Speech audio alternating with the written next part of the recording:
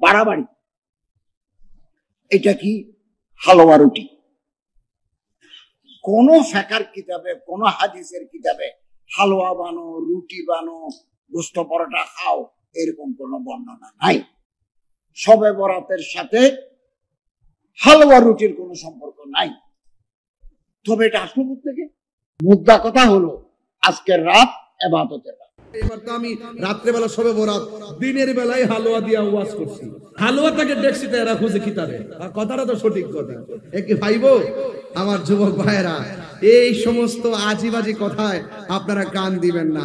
আমি এই জন্য আজকে একটা ফেসবুকে প্রতিবাদ স্বরূপ স্ট্যাটাস দিয়েছি, আগামী বছর আমার দরবারে শবে বরাত উপলক্ষে বিরিয়ানি চলবে, হালুয়া চলবে, রুটি চলবে, রসমলাই চলবে এবং ফিরনি চলবে।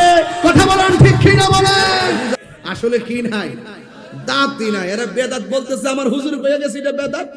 এখন দিয়ে দায়িত্বশীল ব্যক্তিরা ওকে বেদাত। কি আশ্চর্য! এগুলো করা যাবে না, এগুলো ফিতনা আরো বাড়বে। খাবার চলবে। আরে এই সমস্ত সংস্কৃতিগুলো মুসলমানদের সংস্কৃতি। ধর্ম উপদেষ্টা বলতে যাচ্ছেন শবে বরাতের সাথে হালুয়া রুটির কোনো সম্পর্ক নেই, আর এই বক্তা বলতে যাচ্ছে যে শবে বরাতের সাথে হালুয়া রুটির সম্পর্ক আছে। এমনকি সে শবে বরাতকে উপলক্ষ করে আগামী বছর হালুয়া, রুটি, বিরিয়ানি সহ বিভিন্ন ধরনের খাবারের আয়োজন করবে। সে বলতে যাচ্ছে এগুলো নাকি ইসলামী সংস্কৃতি। আসলে কি এগুলা কি ইসলামী সংস্কৃতি? এটা যদি ইসলামী সংস্কৃতি হতোই তাহলে অবশ্যই নবীজি সাল্লাল্লাহু আলাইহি ওয়াসাল্লাম এই ইসলামী সংস্কৃতি আমাদেরকে শিক্ষা দিতেন। সাহাবায়ে কেরামরা, তাবিঈন, তাবিঈন, আইম্মায়ে মুজতাহিদিন যারা আছে তারা অবশ্যই ইসলামী সংস্কৃতিটাকে পালন করতেন এবং আমাদেরকেও শিক্ষা দিতেন।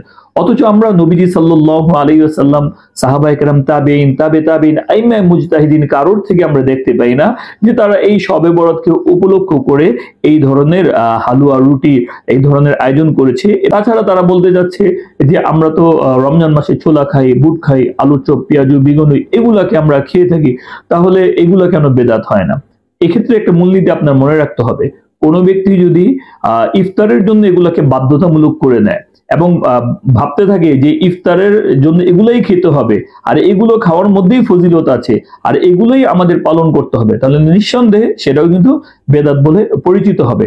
তাছাড়া এগুলো কি ইসলামী সংস্কৃতি? আপনি যদি মা সাবাতা মিনাস সুন্নাহ, শাহ আব্দুল হক মুহাদ্দিসে দেহলভির এই কিতাবটা দেখেন, সেই জায়গার মধ্যে শাহ আব্দুল হক মুহাদ্দিসে দেহলভি উনি স্পষ্ট বলিয়ে দিয়েছেন যে এই যে বিভিন্ন ধরনের সাজসজ্জা, আতশবাজি আর এই হালুয়া রুটির যে আয়োজন করা হয় এটা হিন্দুদের দীপাবলি অনুষ্ঠান থেকে নেওয়া হয়েছে।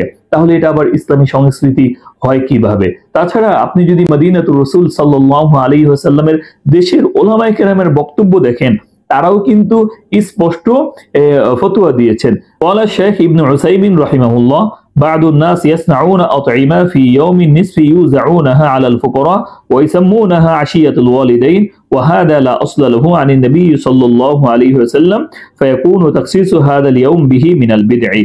শাইখ ইবনে উসাইমিন রাহিমাহুল্লাহ কত বড় একজন মানুষ, উনি বলেন যে এই লাইলাতুন নিসফি মিন শাবানকে কেন্দ্র করে যে বিভিন্ন ধরনের খাবারের আয়োজন করে গরিব দুঃখীদেরকে যে দেওয়া হয়, এই দেওয়ার কোনো ভিত্তি নবীজি সাল্লাল্লাহু আলাইহি ওয়াসাল্লাম থেকে প্রমাণিত নয়, বরং এটা কোনো দিনের সাথে নির্দিষ্ট করার কারণে এটা কিন্তু বেদাত হয়ে যাবে।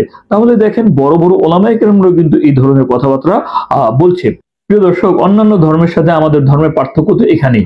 এখানে আমি আর আপনি একটা জিনিসকে ভালো মনে করলে এটা ভালো বলে বিবেচিত হবে না যতক্ষণ পর্যন্ত না শরীয়ত এটাকে ভালো মনে না করবে। কেননা আমি একটা জিনিস ভালো মনে করলাম, আপনি একটা জিনিস ভালো মনে করলেন, এইভাবে ভালো মনে করতে করতে সমাজের মধ্যে বেদাতের ছড়াছড়ি হয়ে যাবে আর নবীজি সাল্লাল্লাহু আলাইহি ওয়াসাল্লামের সুন্নাহগুলো মিটে যাবে। এইজন্য আল্লাহর নবী সাল্লাল্লাহু আলাইহি ওয়াসাল্লাম আমাদেরকে সতর্ক করে দিয়ে বলেছেন, মান আহাদাসা ফি আমরিনা হাদা মা লাইসা মিনহু ফাহুয়া রাদ্দুন।